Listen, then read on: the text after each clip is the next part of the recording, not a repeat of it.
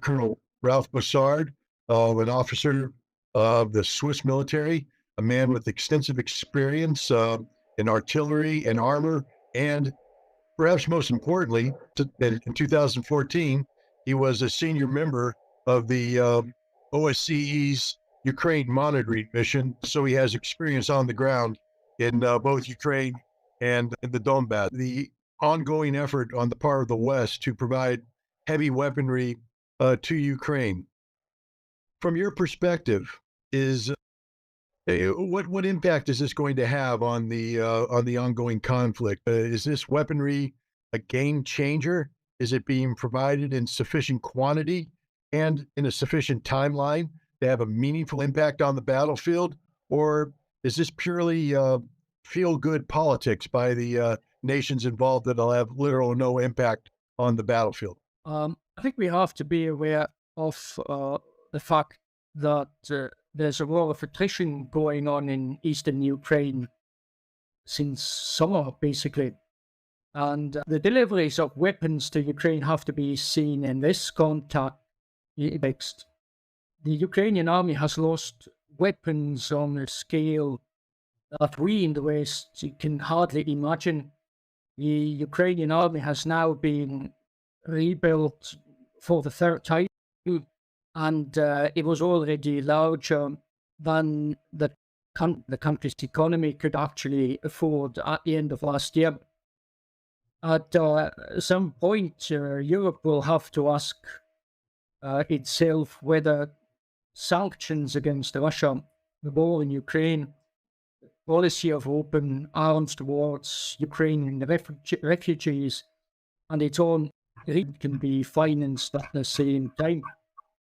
The promised 50 Bradley infantry fighting vehicles, the 40 Marders from Germany, the 10 Challenger main battle tanks that the British government is considering to deliver, and the tank company Poland promised are simply not enough. And we've seen many so-called game changers in the course of this war. Meanwhile, Ukraine, as a consequence of that, is in possession of a hodgepodge of weapon systems in its arsenal.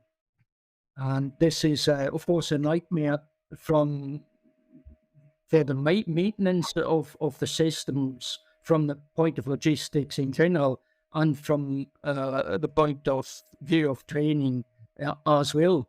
And in addition, the supply lines are almost 1,000 kilometers long.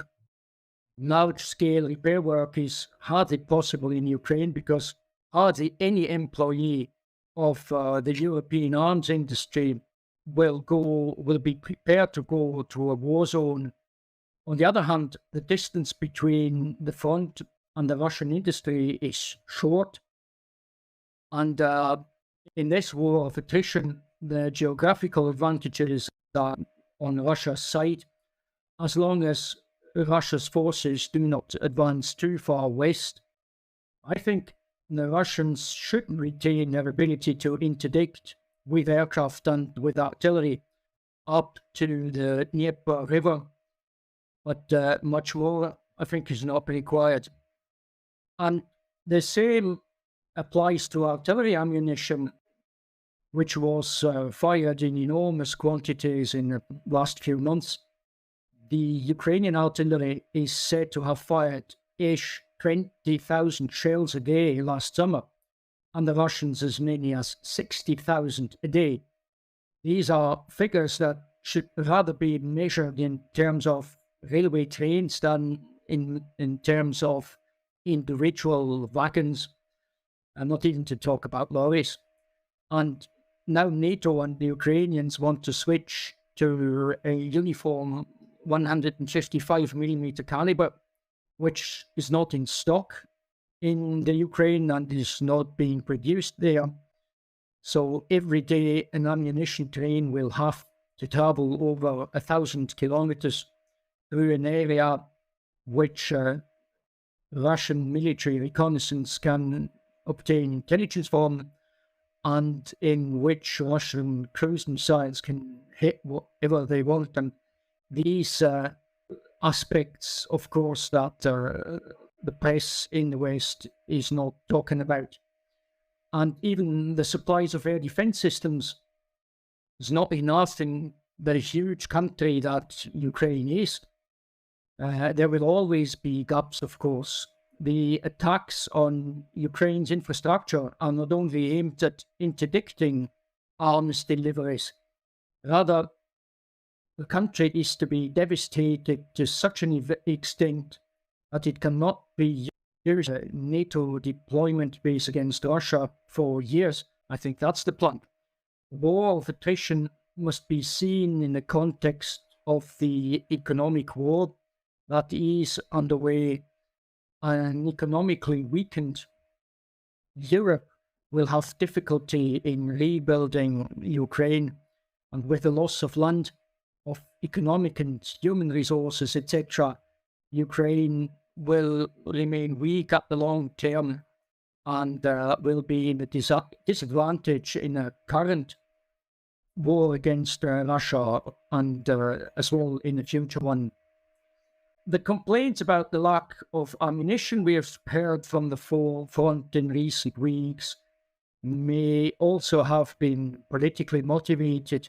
The Russian armed forces prioritize geography and supply their regular troops with priority compared to the volunteers and the private military company Wagner. And looking at the Ukrainian sources again just today, I see that the Russian armed forces are sharing places all along the front, from the southwest of the city of Donetsk up to Kharkov. And at least on the Russian side, there seems to be enough ammunition available. So without sorting out all these issues, the pure delivery of heavy weapon systems is far from being enough. And it looks rather like a purely symbolic help or symbolic support of Ukraine, just short of real help. Artillery. In the West, we call it the queen of battle. But in Russia, they call it the king of battle. And I think the Russians have a completely different approach towards artillery that sometimes makes it difficult for analysts or even laypersons in the West to understand the numbers that you are talking about. 20,000 versus 60,000, et cetera. How important is artillery in the coming fight that's, I believe, is about to transpire, a decisive engagement in the coming weeks and months between Russia and Ukraine? How important is artillery going to factor into this? I have no doubt that artillery will and already plays a decisive role in this conflict. Attacking well-dug-in troops in well-built defensive positions without a proper artillery preparation is not only useless, it's a very special kind of suicide. And in summer last year, we have seen a significant change in the tactics of particularly the Russian armed forces, which began to systematically prepare their attacks in order to avoid casualties.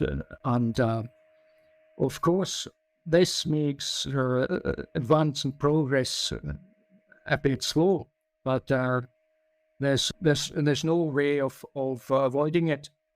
And sometimes it seems to me that artillery and multiple launch rocket systems in general were considered to be kind of magic weapons that turn the tide entirely and that change the game. Particularly in May last year, the American HIMARS MLRS system was praised as a miracle weapon, as so many before. I was surprised even then, because I thought that the Ukraine had weapon systems of a similar kind from the Soviet and its own production. And indeed, Ukraine succeeded in a few strikes against the railway network in the hinterland of Lugansk and Donetsk, as well as in a strike against the Russian soldiers accommodated in Makivka. But after analyzing the impacts of the HIMARS missiles and the Russian reports about the efforts to shoot them down, I came to the conclusion that HIMARS missiles or HIMARS missions only have a chance of success when shelling targets close to the front, so that the flight time of the missiles is shorter on the time that the Russian ground-based air defense needs to respond.